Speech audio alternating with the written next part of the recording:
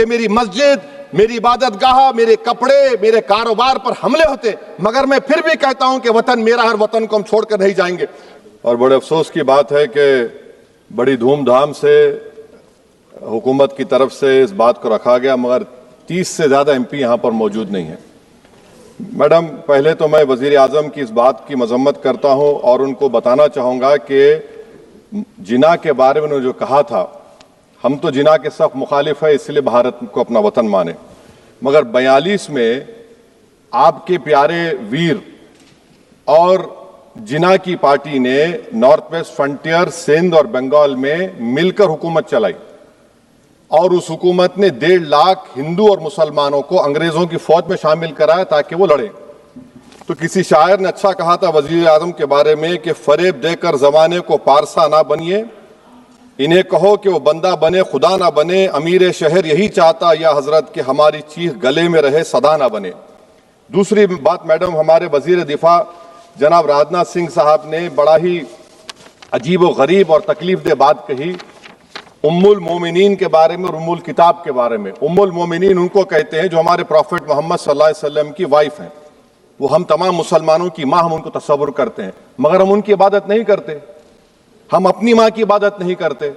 उम्मुल किताब कुरान है, हम कुरान की इबादत नहीं करते, कुरान अल्लाह का भिजा हुआ कलाम है। तो उसके बारे में भी शायर ने अच्छा कहा कि खबर नहीं जिन्हें अपने दीन और मजहब की, हमें वो दीन का मतलब सिखाने निकले हैं। अहम बात यह है कि मैडम, हमारे मुल्क का आइन क्या इस लफ्ज से आगाज होता है, वी द पीपल। इसका आगाज भारत माता के नाम से नहीं होता है।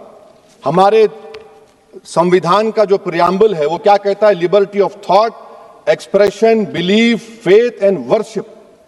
अगर दस्तूर का ये पहला सफा ये बात करता है तो फिर कैसे किसी शहरी को किसी खुदा, देवी, देवता की इबादत करने पर या सजदा करने पर मजबूर किया जा सकता है? आप ही की पार्टी से आज की जो बातें हुई है इसी कब हो रही हैं। हमारे कॉन्स्टिट्यूंट असेंबली में मैडम एक मोहतरमा थी रोहिणी कुमार चौधरी ने एक तजवीज दी थी कि प्रियम्बल में किसी देवी के नाम से शुरू हो। उन्होंने खास तौर से वंदे मातरम का जिक्र किया, मगर उसको कबूल नहीं किया गया। फिर केवी कामत साहब ने एक तजवीज दी कि इट्स सिटीजन्स को बदलकर हर सिटीजन्स किया जाए और खुदा के नाम से शुरू किया जाए, वो तरमीम को मुस्तरद कर दिया गया।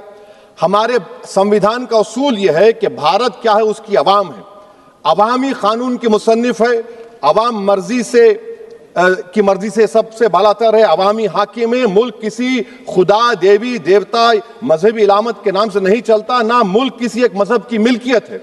इसीलिए बाबा साहब अम्बेडकर ने क्या कहा था, उन्होंने मदर इंडिया के नजरिए को मुस्तरद किया। बाबा साहब ने एक नई इस्तिलाह वजह कर दी और कहा कि भैक्षित भारत, ये बाबा साहब अम्बेडकर ने कहा। अब मैडम, अगर मजहबी आजादी इस आइन का बुनियादी उसूल है तो सवाल यह पैदा होता है कि उस वक्त हमारे जो कॉन्स्टिट्यूंट असेंबली के प्रेसिडेंट थे जनाब राजेंद्र प्रसाद साहब ने किस बुनियाद पर वंदे मातरम को कौमी तराना करार दिया?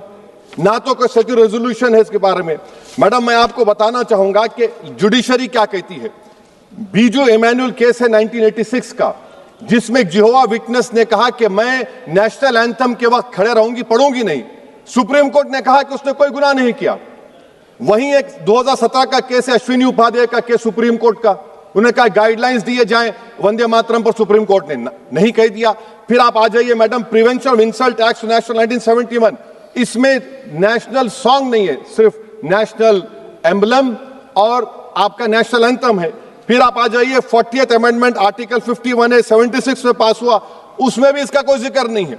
मैडम, मैं आपके सामने बताना चाहूंगा कि हमारा भारत एक इसका मजमुआ क्या है, इसमें हिंदू है, मुसलमान है, सिख है, ईसाई है, जैन है, एथिस्ट है, मेहनतकश है, किसान, गरीब, मजलूम और दलित है। मगर अगर जो तकारीर आज हमने यहां पर सुनी और बाहर जो सुनते हैं, अगर भारत को देवी कहने और उसके आगे सजदा करने, तो दरअसल कौम परस्ती को, वतन से मोहब्बत को मजहब में तब्दील कर रहे, और फिर यहां पर बोल रहे कि अगर भारत में रहना है तो वंदे मातरम गाना पड़ेगा। भाई, ये तो संविधान के खिलाफ है, सुप्रीम कोर्ट के जजमेंट के खिलाफ है। अगर वंदे मातरम मैडम कौमियत का मियार है तो फिर सवाल यह है कि हजरत मोहानी की कौमियत क्या थी जिसने इनकलाब जिंदाबाद का नारा दिया? अगर यूसुफ मेहर अली ने quit India, Simon go back का नारा दिया तो उसकी कौमियत क्या थी? अगर हैदराबाद से मौलवी अलाउद्दीन जो मक्का मस्जिद का पहला मुजरिम है काला पानी में, और तुरेबाज खान जो मारकर लाश को लटका दिया गया था हैदराबाद में 8 दिन तक, उसकी कौमियत क्या थी? अगर इनायतुल्लाह काफी जो जिहाद का फतवा अंग्रेजों के खिलाफ दिया मुरादाबाद में, जब उनको 2 दिन में फांसी की सजा दी गई, और जब फांसी की सजा के ओर जा रहे हैं तो इनायतुल्लाह मौलाना काफी की जबान पर क्या था? वो रसूलुल्लाह हमारे प्रॉफिट की नात पढ़ रहे थे। क्या पढ़ रहे थे? कोई गुल बाकी रहेगा ना चमन रह जाएगा, पर रसूलुल्लाह का दीन हसन रह जाएगा। तो उनकी कौमियत क्या थी? माल्टा की जेल में महमूदुल हसन, हुसैन अहमद मदनी 6 महीने माल्टा की जेल की ग्राउंड में पड़े रहे, उनकी कौमियत क्या थी? अल्लामा फजल खैराबादी का वो सेल काला पानी का पुकार पुकार कर इनसे पूछ रहा है, जो वहीं पर मर गए, खबर वहां पर है, बताओ मेरी कौमियत क्या थी? मैडम, मैं एक मुसलमान हूं, मैं इस्लाम को मानने वाला बावकार इंसान हूं, और मेरे मजहब की बुनियादी तालीम तौहीद है, ला इलाहा इल्लल्लाह, नहीं है कोई खुदा सिवा अल्लाह के। और कुरान में अल्लाह क्या बोल रहा? इय्याका नाबुदु इय्याका नस्तईन, तुम मेरी इबादत करो, मुझे मानो। मुझे कहां से मिल रहा? आर्टिकल 25 से मिल रहा है। मुझे कहां से मिल रहा है? Liberty of thought, expression, belief, faith and worship से मिल रहा है।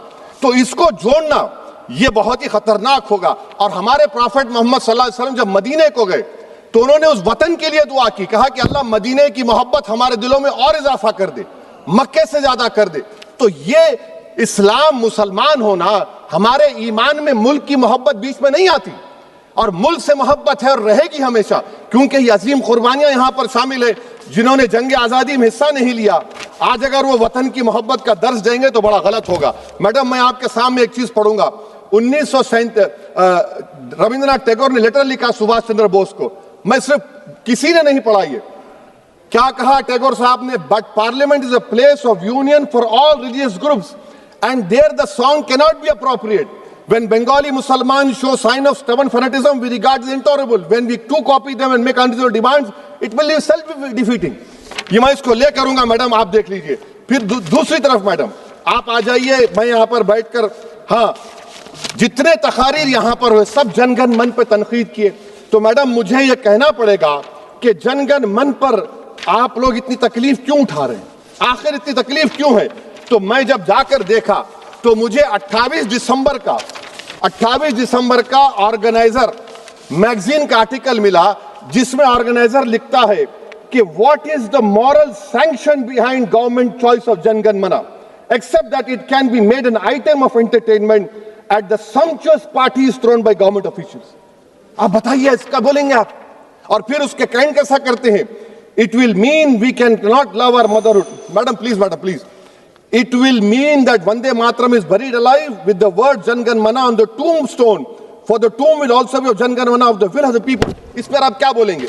मैडम, मैं आपको ये बताना चाह रहा हूं कि वतन की मोहब्बत हमारे लिए बहुत अहम है, मगर ये बताइए हमको कि अभी मैडम यहाँ पर आनंद मठ के बारे में बहुत कुछ कहा गया। मैं सिर्फ 2 मिसालें आपको देता हूं। आनंद मठ के पेज नंबर 70 और 80 को पढ़ लीजिए। इसके बाद सनातन जहां मुसलमानों के घर पाते थे, इन्हें आग लगा देते थे। आप पेज नंबर 98 पढ़िए। हमें सिर्फ इन मुसलमानों को जड़ से खत्म करना है, क्योंकि खुदा के दुश्मन बन चुके हैं। फिर आप पेज नंबर 115-16 दीजिए। फिर मुख्तलिफ इलाकों में मुसलमानों को सजा देने के लिए भेजे जाते, जहां मुसलमान आबादी नजर आती जला दिया जाता। फिर आप देख लीजिए मैडम, सफे नंबर 120 पेज 120, बंकिम लिखते हैं कि सनातनियों को मालूम नहीं था कि अंग्रेज हिंदुस्तान को निजात दिलाने वाले हैं। ये आप क्यों कर रहे हैं? अब आप मैडम, मैं आपको पेपर्स दे कर दूंगा। मैडम, भारत में हमारी आजादी इसलिए आई और बरकरार रही कि हमने मुल्क और मजहब को एक चीज नहीं बनाया। हमने ऐलान किया कि हमारी मुल्क मुख्तलिफ तबकात मज़ाहिब पर मुश्तमिल है। हमारे मुश्तरका तकदीर हमारी कौमियत का सरचश्मा है। यह खास जबान, सखावत, मजहब नहीं है। अगर वंदे मातरम का मतन कौम और मजहब को एक बना देता है, अगर हम इसे टेस्ट बनाते हैं वफादारी का, तो फिर मान लीजिए कि यह गांधी, अंबेडकर, टैगोर, बोस और लाखों आजादी के सिपाहियों की सोच को छोड़कर गोडसे की सोच की हिंदू कौमी परस्ताना, मैडम खत्म कर रहा हूं, हिंदू कौम परस्ताना को अख्तियार करेंगे। मुझे वतन से बेइंतहा मोहब्बत है मैडम, और इंशाल्लाह हमेशा रहेगी। मगर बावजूद इसके कि मेरी मस्जिद, मेरी इबादतगाह, मेरे कपड़े, मेरे कारोबार पर हमले होते, मगर मैं फिर भी कहता हूं कि वतन मेरा है और वतन को हम छोड़कर नहीं जाएंगे। मगर हुब्बुल वतनी का क्या मुतालबा है? हुब्बुल वतनी ये कहता है कि वतन से मोहब्बत है तो जुल्म को खत्म करो, गरीबी को खत्म करो, बेरोजगारी को खत्म करो, जबर का खात्मा करो, अमन का गहवारा बनाओ, पाकिस्तान की दहशतगर्दी को खत्म करो, एक्सप्लॉयटेशन को रोको, शरारत को रोको, मुल्क के खिलाफ की जाने वाली साजिश खत्म करो। मैडम, भारत एक चमन है जहां पर हर फूल को खिलना चाहिए, और अगर कोई इस फूल का अगर पूरे फूल खिलेंगे तो उसकी खुशबू से ये वतन मुअत्तर होगा। मगर अगर इस चमन का माली ये कहेगा कि एक ही फूल खिलेगा, तो मैं जिम्मेदारी के साथ कह रहा हूं, अगर एक ही फूल खिलेगा तो वो सहरा बन जाएगा और माली माली नहीं रहेगा, वो जल्लाद कहलाएगा। तो इसीलिए मैडम, हम उम्मीद करते हैं कि हुकूमत इस पर जोर जबर ना करे। मेरा राइट है, यकीनन मैं जानता हूं कि आजादी के लड़ाई में वंदे मातरम का नारा था, मगर अगर आप इसको जबर करेंगे तो ये संविधान के खिलाफ है। वफादारी का सर्टिफिकेट हमसे मत लीजिए मैडम, खत्म कर रहा हूं। वफादारी का सर्टिफिकेट हमसे मत लीजिए। आपके बुजुर्गों के कोई एक किताब में लिख के क्या लिखा है बता दीजिए, कहां पर क्या लिखा हुआ है। तो मैं मैडम, मैं इस शेर पर अपनी बात को खत्म कर रहा हूं मैडम, मैं इस शेर पर अपनी बात को खत्म कर रहा हूं मैडम, मैं अपनी बात को खत्म कर देता हूं मैडम, क्योंकि आप बहुत जल्दी में हैं।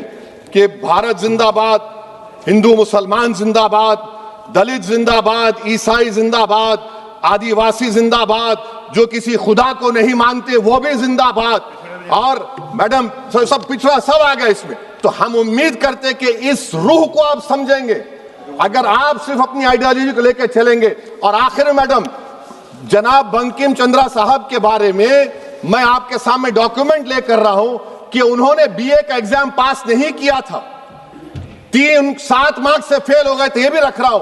तो आप जिसको लिटरेरी जायंट बता रहे, ये नहीं है। बहुत बहुत शुक्रिया। धन्यवाद सभापति महोदया।